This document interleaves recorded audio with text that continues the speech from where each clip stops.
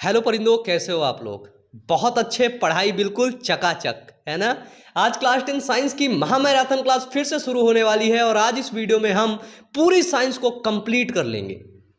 सोच लो, इस वीडियो को देखने के बाद ना एग्जाम में फोड़ के आओगे, क्योंकि इस वीडियो में इस आपकी मैराथन क्लास के अंदर सभी सिलेक्टिव क्वेश्चंस को रखा गया है।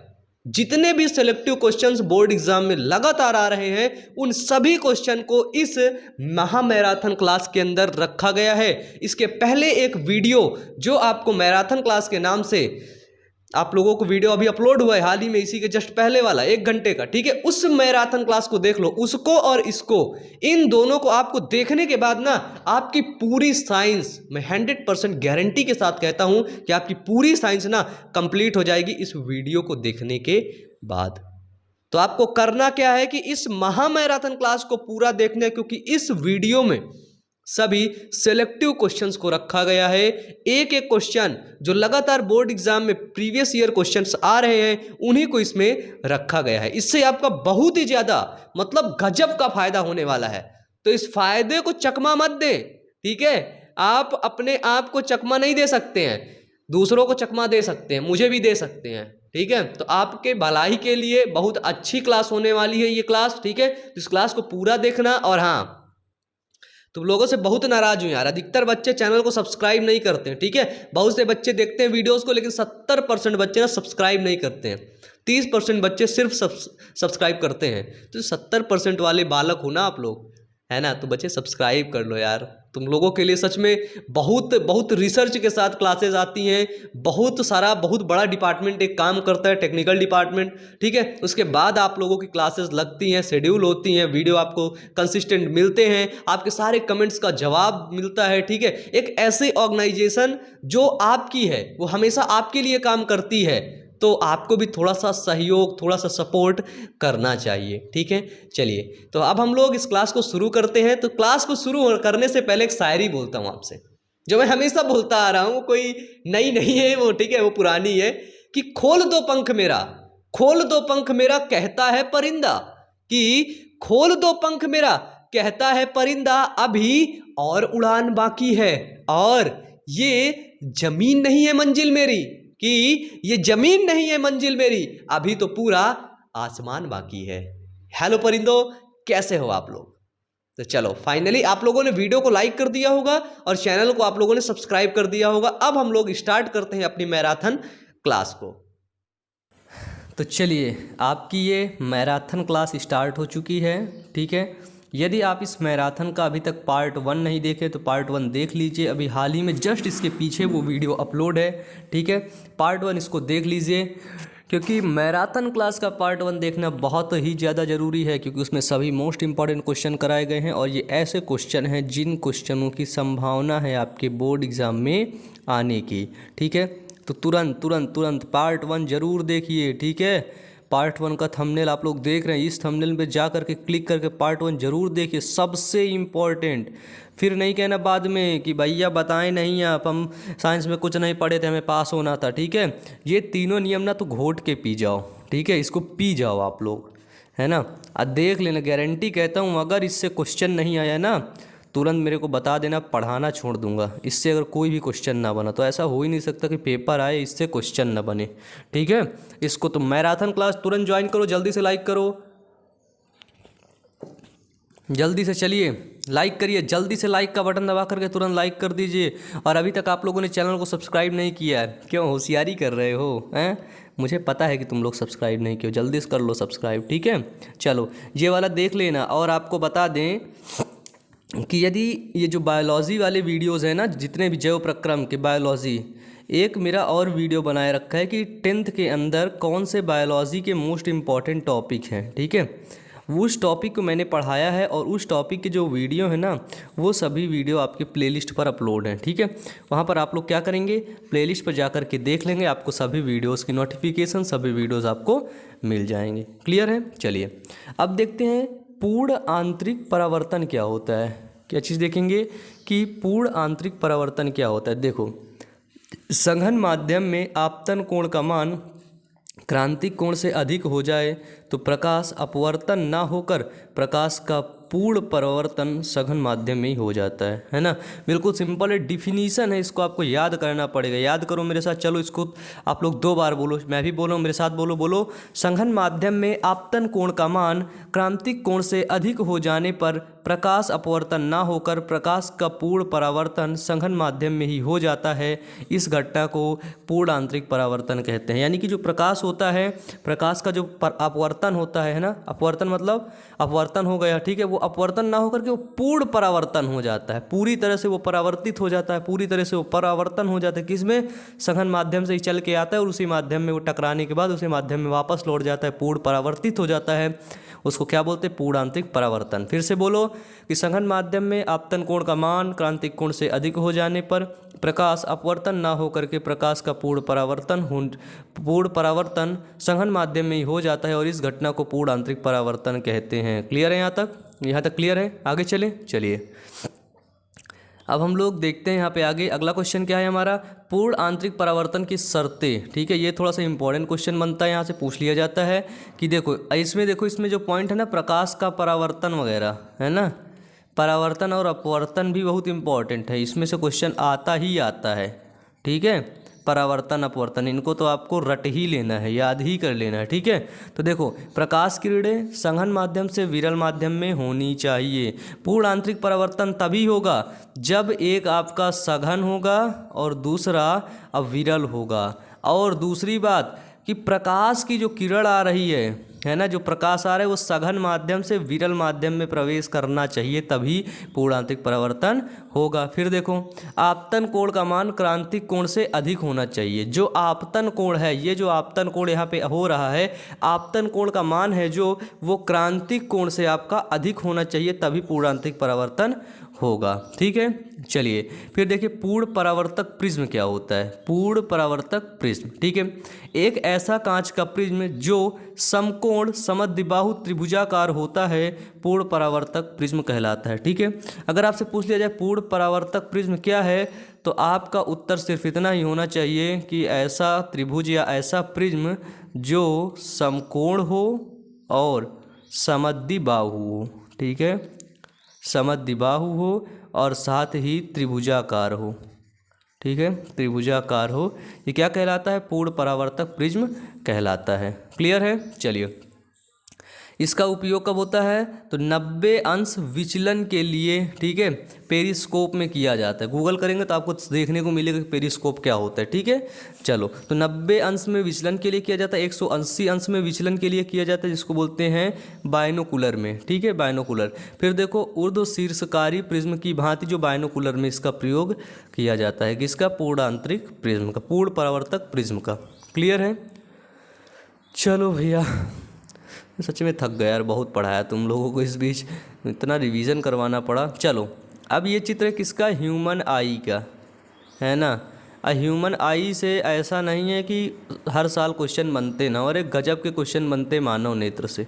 ठीक है, ये पूरा लेंस पहले याद कर लो। देखो, आँखों के अंदर एक लेंस होता है ना। जब मैं ह्यूमन आई का स्ट्रक्चर पढ़ा रहा था तो वहाँ मैंने आपको बताया था ये लेंस कौन सा होता है, ताकि नीचे कमेंट बॉक्स में ये कमेंट करने कि ये जो लेंस है ये कौन सा लेंस है। ठीक है, आंखों के अंदर लेंस, और जो ये लेंस के बगल में भरा होता है उसको बोलते हैं जलीय द्रव या काचाव द्रव। क्या बोलते हैं? जलीय द्रव या फिर काचाव द्रव बोलते। ठीक है, लेंस के बीच में ये यहाँ पे सिलियरी पेशियाँ होती हैं। क्या होती हैं? सिलियरी पेशियाँ होती हैं। ये देखो हमारी ये निचली पलक हैं। ये क्या है? ऊपरी पलकें जो होती है। ठीक है, ये बरौनियाँ हैं। ये क्या है? नेत्र श्लेष्मा है। ठीक है, श्लेष्मा मतलब जो आपका है ना, मतलब हमेशा पानी जैसे रहता है। अंदर देखो ये कार्निया दिख रहा है। ठीक है, ये कार्निया। इसके बाद ये नेत्र तारा, आप अपनी आंखों में देखोगे तो ऐसे करके कुछ दिखेगा। ठीक है, तो क्या होता है? वो नेत्र तारा होता है। ठीक है, ये है आपकी आइरिस, ये है किनारे वाली। ठीक है, कॉर्नर में आइरिस होता है ताकि लेंसवा आगे ना निकल आवे। ठीक है, ये है आपका निलंबन स्नायु। इधर बाहर की तरफ देखो, आंखों की बाहरी पटल को बोलते हैं दृष्टि पटल, फिर उसके अंदर की पटल को बोलते हैं रक्तक पटल, फिर बोलते हैं रेटिना। जो दान होता है ना वो रेटिना होता है। ठीक है, प्रतिबिंब इधर ही बनता है। इधर एक इंसान खड़ा रहता है, उसका प्रतिबिंब इधर ऐसे बनता है, उल्टा समझना, प्रतिबिंब उल्टा बनता है। फिर आता है पीत बिंदु, फिर आता है दृष्टि तंत्रिकाएँ, फिर आता है अंध बिंदु। फिर वो अंध बिंदु से होते हुए दृष्टि तंत्रिकाओं से कहाँ पहुँचता है, वो पहुँचता है मस्तिष्क के अंदर, और मस्तिष्क उसे क्या कर देता है, मस्तिष्क उस प्रतिबिंब को सीधा कर देता है। ठीक है, सीधा करके आपको दिखाता है। क्लियर है यहाँ पे इतना चीज़ क्लियर हो गया आँखों पे। बताओ भैया क्लियर है, मिटा दें इसको, चलें। चाचा तुम उल्टा दिखोगे उधर, है ना, देखना वेखना नहीं कि भैया तुम देखने में खुश हो जाओ। चलो बहुत अच्छा चैप्टर आ गया इलेक्ट्रिसिटी। इसके बहुत ढेर सारे जितने भी इसके इम्पॉर्टेंट क्वेश्चन हैं, इलेक्ट्रिसिटी के जितने इम्पॉर्टेंट क्वेश्चन है ना, उन सभी क्वेश्चन को मैंने करवाया है। ठीक है, इतने इम्पॉर्टेंट क्वेश्चन मैराथन क्लास के अंदर आज तो मैं इम्पॉर्टेंट क्वेश्चन का सबसे मोस्ट इम्पॉर्टेंट क्वेश्चन यहाँ पे बताने वाला हूँ, लेकिन इसके जो इम्पॉर्टेंट क्वेश्चन है उनको मैंने करवा करके रखा है, और उनके वीडियो आपको सिर्फ़ और सिर्फ प्लेलिस्ट के अंदर देखने को मिलेंगे। ठीक है, प्लेलिस्ट के अंदर, तो आप लोग जाइए प्लेलिस्ट को चेक करिए। आप लोग प्लेलिस्ट नहीं चेक करते हैं इसलिए आपको वीडियोस देखने को नहीं मिलते हैं, है ना, आप लोग भूल जाते हैं। भैया देखो आप अपने, देखो बता दो पढ़ना आपको कैसे है, तरीका क्या है पढ़ने का। आप अपने स्टडी टेबल में सभी चैप्टर के नाम लिखो, ठीक है, फिर देखो एक चैप्टर पर फोकस करो। क्या करो, एक चैप्टर पर फोकस करो, और उस चैप्टर को जब तक ख़त्म ना कर दो तब तक दूसरा चैप्टर पर हाथ नहीं होना चाहिए। ठीक है, दूसरा चैप्टर पर हाथ नहीं, या फिर दूसरा चैप्टर पर आपका दिमाग नहीं जाना चाहिए, दूसरा सब्जेक्ट पर दिमाग नहीं जाना चाहिए जब तक वो चैप्टर ख़त्म ना हो जाए। ठीक है, आज यहाँ तो मैं आपका फुल एनालिसिस करवा रहा हूँ। ठीक है, क्या है आपकी क्लास 10th साइंस का यहाँ पे मैं आपको फुल एनालिसिस करवा रहा हूँ। ठीक है, तो यहाँ पे क्या बात है कि फुल एनालिसिस में पूरे चैप्टर्स हम करवा रहे हैं। देखिए इलेक्ट्रिसिटी में सबसे ज़्यादा इम्पॉर्टेंट आता है न्यूमेरिकल। क्या आता है, न्यूमेरिकल, और न्यूमेरिकल में बहुत प्रॉब्लम क्रिएट हो जाती है। ठीक है, तो देखो जो न्यूमेरिकल का वीडियो है ना वो चैनल पर अपलोड किया गया। ठीक है, विद्युत न्यूमेरिकल करके मिल जाएगा। ठीक है, आप लोग देखो यूट्यूब पर सर्च कैसे करोगे, टॉपिक का एक नाम लिख दोगे प्लस उसके आगे बायो अमन ऐड कर दोगे। ठीक है, जब जैसे आपको चाहिए विद्युत के न्यूमेरिकल तो आपने लिखा विद्युत के न्यूमेरिकल बायो अमन सर। ठीक है, या फिर बायो अमन भी लिख दिए, तब आपको वीडियो क्या हो गया, वीडियो मिल जाएगा। ठीक है, तो आप लोग सभी टॉपिक्स को इसी तरह यूट्यूब पर सर्च कर करके वीडियोज़ ले सकते हैं। ठीक है, चलिए अब हम लोग आगे बढ़ते हैं, देखते हैं कि इलेक्ट्रिसिटी में हमें क्या क्या पढ़ना होगा। सबसे पहले अपन लोग देखते हैं विद्युत क्षेत्र क्या होता है। ठीक है, तो किसी विद्युत आवेश अथवा आवेश समुदाय के चारों ओर का वह क्षेत्र जहां वैद्युत प्रभाव का अनुभव किया जाता है, बस यही डिफिनीशन है। ऐसा क्षेत्र जहां वैद्युत प्रभाव का अनुभव किया जाता है, जो विद्युत होगा, है ना, इलेक्ट्रिक फील्ड होगा, वहाँ पे इलेक्ट्रिक का ही तो अनुभव करोगे, है ना, आपको ऐसा तो है नहीं वहाँ पे कुछ और कुछ मिलने लगेगा, है ना, वहाँ पे आप चुंबक का अनुभव करने लगो, चिपकने लगोगे, ऐसा नहीं है ना। वह जहाँ जिस क्षेत्र में, ठीक है, आपको विद्युत प्रभाव का अनुभव होता है उसे हम वैद्युत क्षेत्र कहते हैं, या फिर वैद्युत क्षेत्र वो कहलाता है। क्लियर है, चलिए आगे देखें, बिना देर किए हुए हम लोग अगला क्वेश्चन देखते हैं। वैद्युत विभव, इलेक्ट्रिक पोटेंशियल, है ना, इलेक्ट्रिक पोटेंशियल, इसको मैंने सभी को पढ़ाया है। ठीक है, फुल चैप्टर आपको पढ़ाया है, उस चैप्टर को जाकर के देख लो, प्लेलिस्ट पर वीडियो अपलोड है। ठीक है, आप लोग प्लेलिस्ट चेक करना नहीं जानते हो, जल्दी जाकर चेक कर लो। कितने लोग चेक कर लेते हैं, और जो प्लेलिस्ट नहीं चेक करते ना वही बच्चे चैनल को सब्सक्राइब भी नहीं करते हैं, और सभी बच्चे सब्सक्राइब कर देते। तो भैया सब्सक्राइब ना हो, जल्दी से सब्सक्राइब कर दो यार। ठीक है, सच में एक सब्सक्राइबर बहुत इंपॉर्टेंट रोल अदा करता है। सोचो तुम्हारे लिए इस बोर्ड एग्ज़ाम ये जो होने वाला है ना 2022, मुझे लगता है आप लोगों से कहीं ज़्यादा मैं मेहनत कर रहा हूँ, मैं, है ना, रात को 2 बजे 3 बजे सोना, इतना ज़्यादा काम होता है। ठीक है, 2 और 3 तो बज ही जाते हैं, और सुबह अगर 6 बजे ना उठो आप तो आपका पूरा दिन काम नहीं होता है ना, अच्छे से काम नहीं होगा। सोच लो, इतना ज़्यादा स्ट्रगल मैं खुद आप लोग के साथ कर रहा हूँ, तो यार आप लोगों का भी फ़र्ज़ है ना, थोड़ा सा मेरे को सपोर्ट करें। आप लोग जल्दी से चैनल को सब्सक्राइब कर लिया करें। ठीक है, चलिए देखते हैं विद्युत विभव क्या होता है।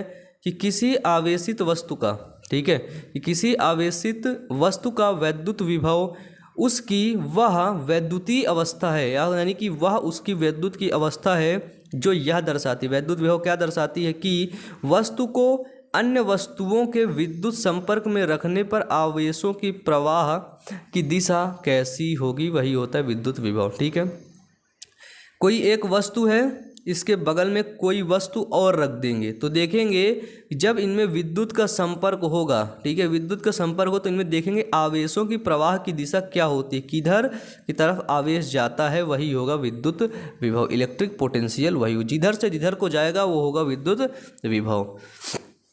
क्लियर है। यहाँ के विद्युत के और भी क्वेश्चंस हैं, ठीक है, जिनको मैंने करा करके रखा है। इसके चैप्टर्स का वीडियो देख लो और इसके जो मोस्ट इंपॉर्टेंट क्वेश्चन है वो क्वेश्चन भी अपलोड हैं चैनल पर। ठीक है, विद्युत के सवाल, न्यूमेरिकल्स वगैरह सभी, न्यूमेरिकल्स का वीडियो खास तौर पर आप लोग देख लेना। ठीक है, तो वहाँ पर और भी इंपॉर्टेंट क्वेश्चन है, देख लेना। ठीक है, इसमें न्यूमेरिकल्स ही हैं ज़्यादा, वो वाला न्यूमेरिकल्स देख लोगे, बनाने का प्रयास करोगे, लिख लोगे। ठीक है, चलो फिर देखो विद्युत धारा के चुंबकीय प्रभाव, magnetic effect of electric current. ठीक है, इसके हम लोग देखेंगे। तो देखिए इसके भी मैंने इंपॉर्टेंट क्वेश्चन कराए हैं। ठीक है, तो हम लोग देख लेते हैं इससे इंपॉर्टेंट क्या है, क्या क्या इससे क्वेश्चन बनते हैं। देखो सबसे पहले ये अच्छा क्वेश्चन है, यहाँ से आपका ऑब्जेक्टिव के अंदर भी क्वेश्चन बन जाता है और कभी कभी 2 नंबर 3 नंबर 4 नंबर के अंदर पूछ लिया जाता है। ठीक है, चुंबक क्या है, ऑब्जेक्टिव के अंदर अक्सर बनने वाला क्वेश्चन है। ठीक है, चुंबक के बारे में कि भैया चुंबक के ध्रुव कौन से होते हैं, सिंपल आता है। चुंबक क्या है कि वह पदार्थ जो चुंबकीय वस्तुओं को आकर्षित करते हैं, है ना, या वह पदार्थ जो लौहयुक्त पदार्थ को या फिर चुंबकीय वस्तुओं को आकर्षित या प्रतिकर्षित करते चुंबक कहलाते हैं। ठीक है, चुंबकीय वस्तुएं क्या होंगी, जैसे लोहा हो गया, कोबाल्ट हो गया, निकिल हो गया। आज तक जान लो, आज तक आप लोग लोहा जानते थे, लेकिन समझो जो कोबाल्ट होता है और जो निकिल होता है वो भी चुंबक इसको क्या करता है, आकर्षित करता है। ठीक है, वो चुंबक कहलाता है। क्लियर है। चलो चुंबक के गुण क्या होते हैं, तो देखो चुंबक के निम्नलिखित गुण पाए जाते हैं। चुंबक के क्या होते हैं, चुंबक के निम्नलिखित गुण पाए जाते हैं। चुंबक द्विक सूचक का गुण होता है। ठीक है, चुंबक के अंदर क्या होता है, द्विक सूचक का गुण होता है। क्या होता है, चुंबक के अंदर द्विक सूचक का गुण होता है। ध्रुवों में परस्पर प्रतिकर्षण एवं आकर्षण का गुण होता है। ठीक है, और चुंबक के 2 ध्रुव होते हैं, एक होता है एन और एक होता है यस। ठीक है, एक होता है आपका नॉर्थ और एक होता है आपका साउथ, और तीसरा ध्रुव इसमें कुछ भी नहीं होता। ठीक है, नॉर्थ और साउथ। अगर आप एस को मिलाओगे तो क्या करेगा, डिस्ट्रैक्ट कर देगा आपको, है ना, दूर भगा देगा। अगर एन को लाओगे तो एन एस आपस में मिल जाएंगे, है ना। तो ये होता है, क्या होता है, आकर्षण और प्रतिकर्षण। ठीक है, अट्रैक्शन का गुण और डिस्ट्रैक्शन का गुण। ठीक है, चलिए फिर इसके अंदर प्रेरक का गुण होता है चुंबक के अंदर। ठीक है, प्रेरक का गुण, प्रेरक मतलब कुंडली टाइप में चल के नाचने का गुण होता है। ठीक है, चौथा नंबर देखो, चुंबकीय पदार्थों को सदैव आकर्षित करने का गुण होता है। जो चुंबक होता है ना, चुंबक को क्या बोलते हैं इंग्लिश में, मैग्नेट, है ना, मैग्नेट जो होता है वो चुंबकीय पदार्थों को सदैव आकर्षित करने का गुण रखता है। ठीक है, चुंबकीय पदार्थों क्या करता है, अट्रैक्ट करता है हमेशा। ठीक है, अट्रैक्टिव नेचर का होता है। जो मैग्नेट होता है वो अट्रैक्टिव नेचर का होता है। अगर आप लोग बोर्ड एग्ज़ाम में अपने, है ना, बोर्ड एग्ज़ाम में अगर आप लोग इंग्लिश का प्रयोग कर दें तो सच में आपके तो, है ना, 80 चांद लग गए। एग्जामिनर तो बिल्कुल फ़िदा हो जाएगा आपकी कॉपी पे। थोड़ा सा इंग्लिश मार दो वहाँ पे, बस एग्जामिनर को लगेगा बस इसको बहुत आता है। ठीक है, देखो चुंबक के ध्रुव अभी मैंने बताया ना, उत्तरी ध्रुव और दक्षिणी ध्रुव। देखो चुंबक के ध्रुव कौन से होते हैं, अब देख लो, पढ़ लिए, उत्तरी ध्रुव दक्षिणी ध्रुव। चुंबकीय प्रेरण क्या होता है, देखो चुंबक की उपस्थिति में किसी चुंबकीय क्षेत्र में चुंबकत्व उत्पन्न होने की घटना को चुंबकीय प्रेरण कहते हैं, है ना। चुंबक की उपस्थिति में, चुंबक उसी में उपस्थित रहेगा। ठीक है, चुंबकीय पदार्थ में जो चुंबकत्व उत्पन्न होने की घटना होगी वो चुंबकीय प्रेरण होगी। ठीक है, चुंबक के ध्रुव के पास वाले सिरे पर विजातीय ध्रुव तथा दूर वाले सिरे पर सजातीय ध्रुव होते हैं। जो चुंबक के पास में जो सिरा होगा, है ना, वो विजातीय होगा। जैसे देखो ये यन है और यहाँ पे हमेशा यस रहेगा। ठीक है, यन करके ये यस मिला करके बनाएगा, वो क्या होगा, ये विजातीय होगा। लेकिन जो दूर वाले सिरे होंगे, जैसे यहाँ पे एक सिरा है तो ये सजातीय ध्रुव बनता है। ठीक है, दूर यहाँ करके एक सजातीय ध्रुव बन जाएगा। क्लियर है। चलो चुंबकीय प्रेरण समझ गए, यहाँ से पूछ लिया जाता है और भी कुछ चीज़ें। ये सबसे ज़्यादा मोस्ट इंपॉर्टेंट क्वेश्चन है, तो इसका तो मैंने एक अलग वीडियो बनाया है। ठीक है, अलग वीडियो बनाया है मोटर वाला, है ना। वो वीडियो फेमस है भैया। वीडियो फेमस किस नाम से पता है? मोटर वाला। कौन से नाम से? मोटर वाला। चलो, वैद्युत मोटर देखो 2019 के अंदर पूछा गया, 2020 के अंदर। ये अक्सर मतलब देखो ये सिलेक्टेड क्वेश्चन अपन ले लिया है, ठीक है। ये सभी जो क्वेश्चन है ना वो सभी सिलेक्टेड क्वेश्चन है, ठीक है। इन्हीं के आसपास से घुमा करके एरिया कैप्चर करके क्वेश्चन आपसे पूछा जाएगा, ठीक है।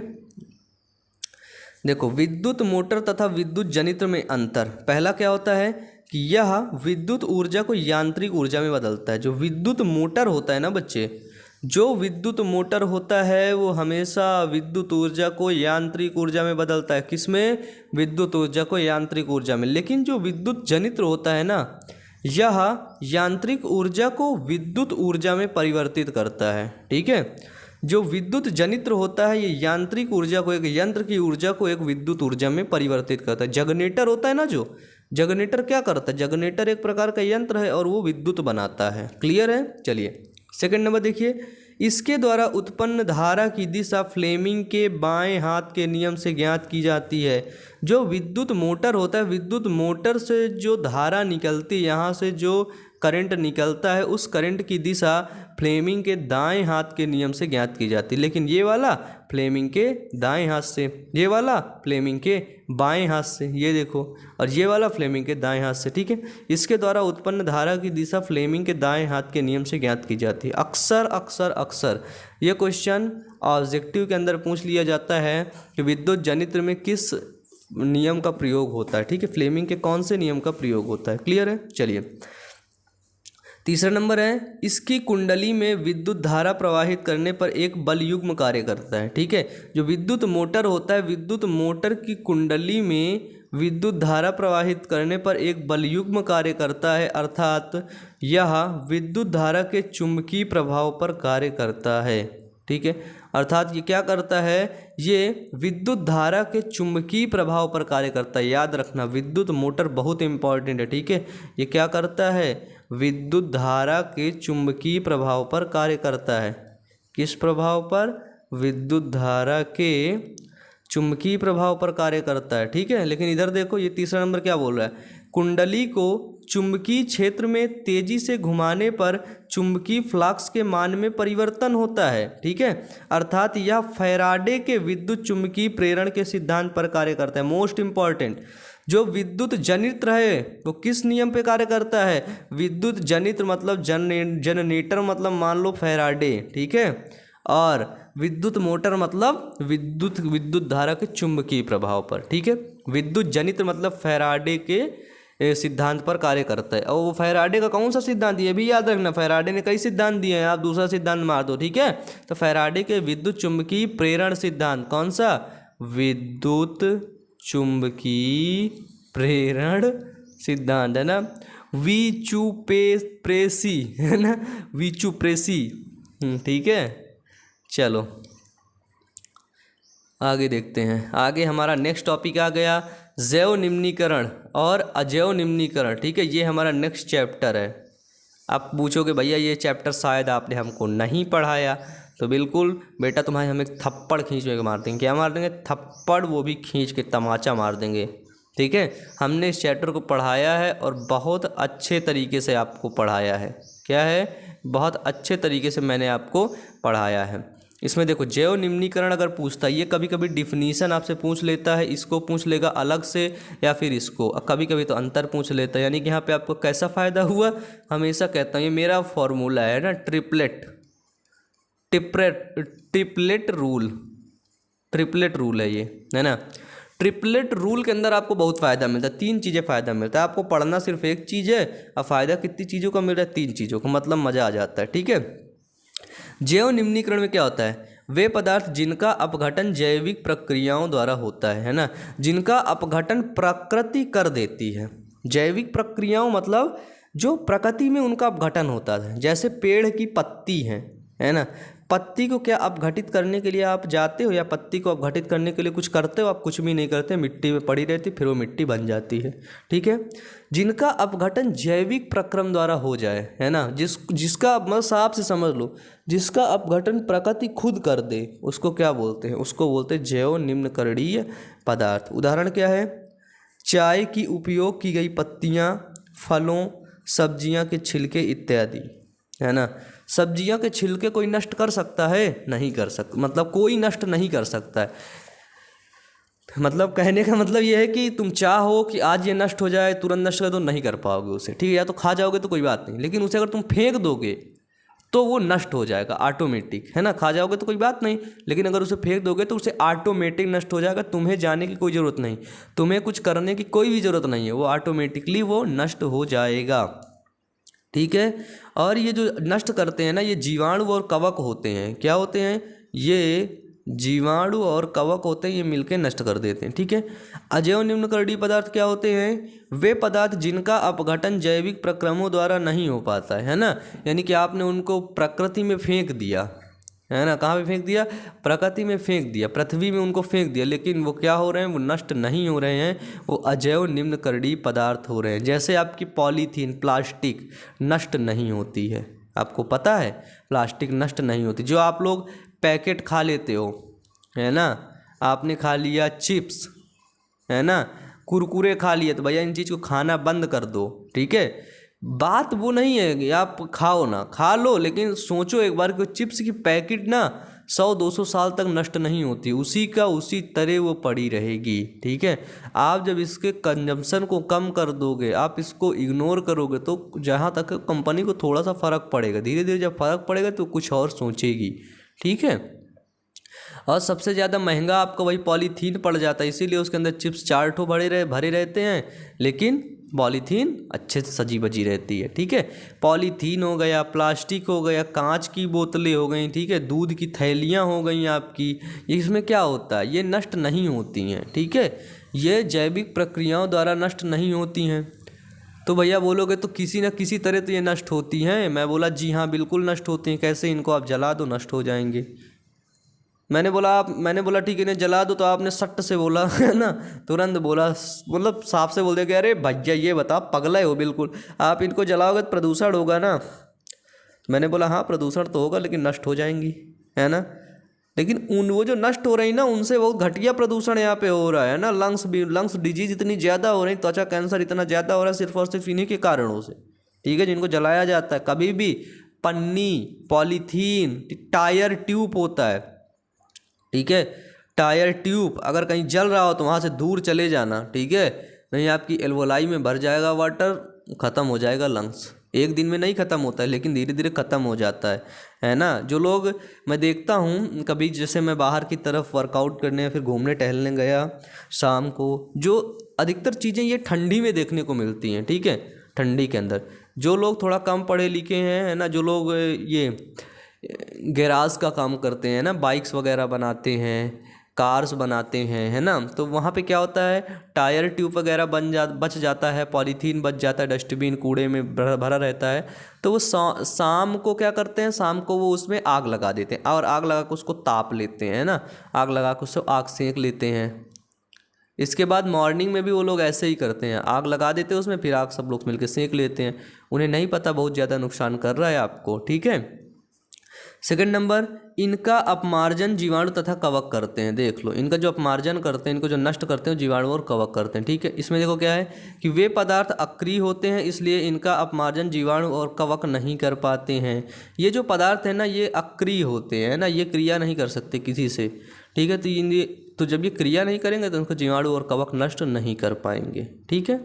ये चीज़ यहाँ पे समझना, और ये समझने वाली बात है। अगर इसे नहीं समझोगे तो बहुत बहुत नीचे चले जाओगे, है ना। देखो LPG, ये भैया फुल फॉर्म पता है। मैं जब 9th में पढ़ता था, मुझे याद है, मेरा एक फ्रेंड था और वो फ्रेंड मुझे बताया, बोला LPG का फुल फॉर्म क्या होता है। मैंने बोला लिक्विड पेट्रोलियम गैस।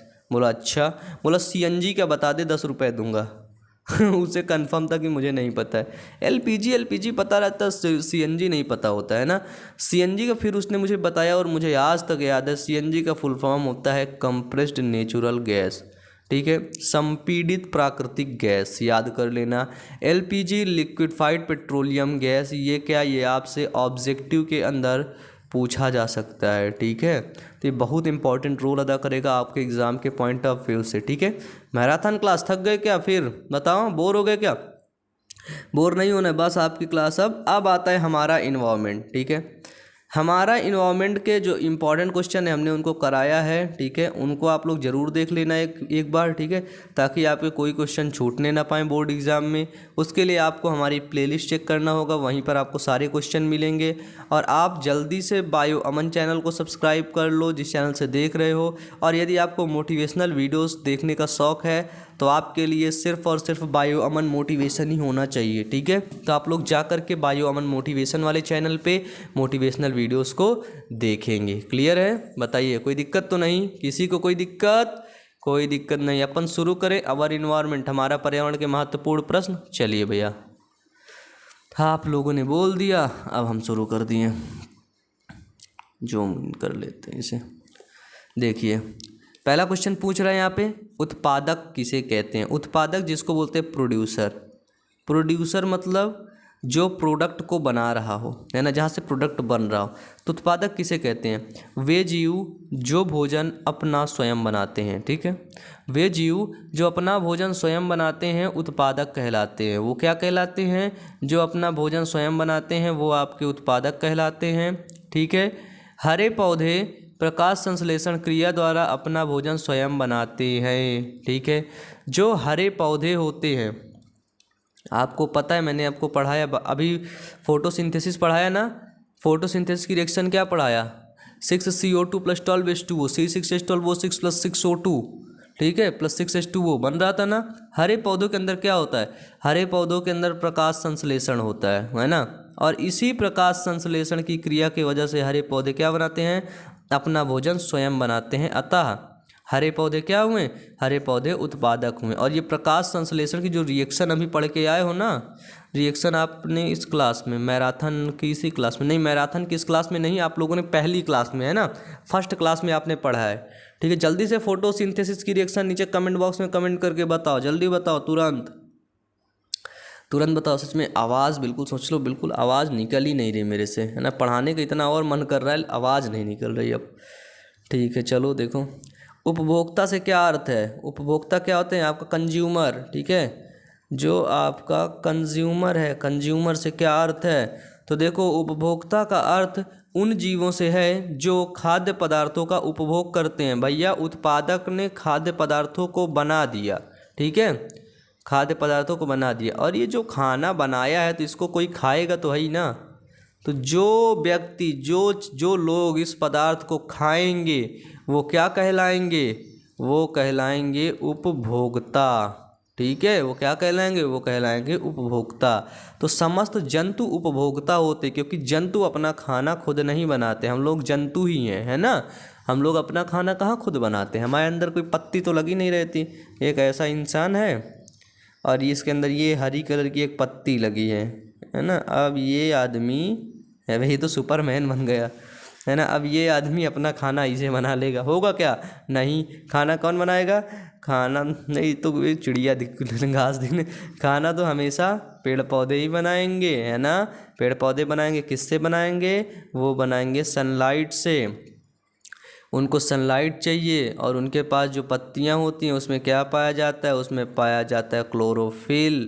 क्लोरोफिल की उपस्थिति में वो खाना बनाते हैं। क्लियर है? चलिए आगे देखते हैं।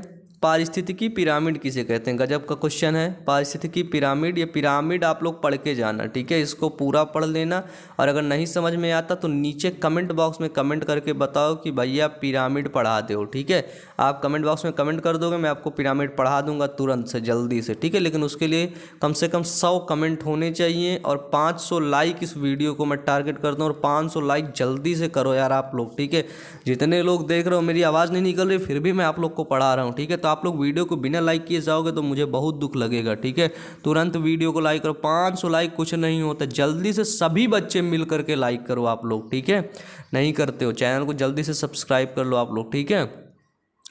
पारिस्थितिकी पिरामिड किसे कहते हैं? कि आहार श्रृंखला की ऊर्जा गतिकी। ऊर्जा गतिकी मतलब जिधर से ऊर्जा का आदान प्रदान होता है, जिधर से ऊर्जा गति कर रही है। ठीक है, आहार श्रृंखला से ऊर्जा गति को समझने हेतु ऊर्जा स्थानांतरण का पिरामिड के रूप में एक ग्राफीय निरूपण किया जा सकता है, उसे ही पारिस्थितिकी पिरामिड कहते हैं।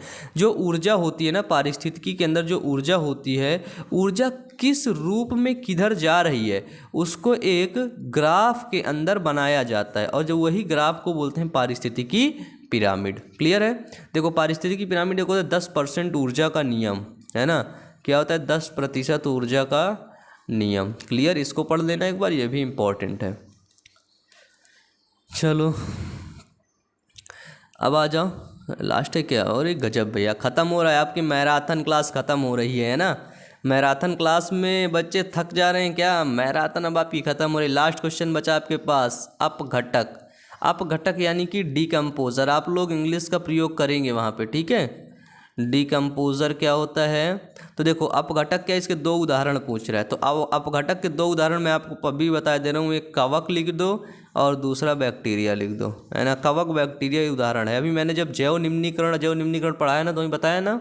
ठीक है, देखो पढ़ो। अपघटक क्या है कि वे सूक्ष्म जीव जो मृत जीवों के जीव द्रव्य को अपघटित कर अपना भोजन बनाते हैं, ऐसे सूक्ष्म जीव होते हैं। ऐसे क्या होते हैं, ऐसे माइक्रोब्स होते हैं जो मृत जीवों को, है ना, क्या होते हैं, डेथ के जो अंदर जीव द्रव्य होता है, जीव द्रव्य यानी कि प्रोटोप्लाज्म होता है, उसी प्रोटोप्लाज्म को अपघटित करके, ठीक है, उसी प्रोटोप्लाज्म को क्या करते हैं, डिकम्पोज करते हैं, और उसी डिकम्पोज को क्या बनाते हैं, अपना फूड बनाते हैं। उनको क्या बोला जाता है, वे अपघटक कहलाते हैं। और ये अपघटक दो होते हैं, बैक्टीरिया और कवक, ये हुए आपके अपघटक। ठीक है, ये थी आपकी मैराथन क्लास। ठीक है, तो आज की मैराथन क्लास आपकी यहीं पर ख़त्म होती। विज्ञान के सभी इंपॉर्टेंट क्वेश्चंस को मैंने आपको करवा दिया। ठीक है, अब आप लोग जल्दी से वीडियो को लाइक करो, चैनल को सब्सक्राइब करो, और वीडियो को अपने दोस्तों के पास शेयर करके चैनल को जल्दी से सब्सक्राइब कर लो। ठीक है, चलो बहुत बच्चे हैं, मैं देखा हूँ अभी तो हाल ही में आया है 70% बच्चे, मैं चैनल एनालिटिक चेक किया तो 70% बच्चे चैनल को सब्सक्राइब नहीं करते हैं। जल्दी से कर लो सब्सक्राइब। ठीक है, सब्सक्राइब कर लो, वीडियो को लाइक कर दो। चलिए, तो पढ़ते रहिए, मेहनत करते रहिए, फिर मिलते हैं अगले वीडियो में। तब तक के लिए wish you all the best, thank you.